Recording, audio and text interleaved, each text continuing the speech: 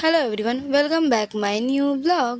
আজকে আমি দুপুরবেলা গরমে কোথায় যাচ্ছি জানো? আমি যাচ্ছি আমার এক বান্ধবীর ছেলের অন্নপ্রাশনে। তারপর একজন না, দুজন মানে টুইন্স বেবি হয়েছে।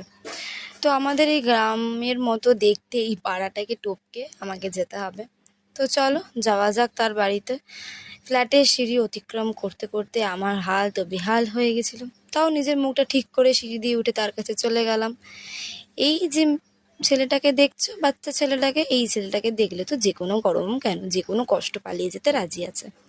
এটা বড় ছেলে, ছোটটা ঘুমাচ্ছিল তাই তাকে আর জ্বালায়নি। এই যে এবার তাদের দুজনের সুন্দর একটা মুহূর্ত তৈরি হয়েছে। দুই মামা দুই গুবলুকে নিয়ে বসে পড়েছে অন্নপ্রাশন দেওয়ার জন্য। আর এই যে দাদু আশীর্বাদ করছে। ব্যাস, তাদের অন্নপ্রাশন শেষ হলো, তারপর তাদের আশীর্বাদ হলো। খুবই মজা হলো জানো তো আজকে দিনটা।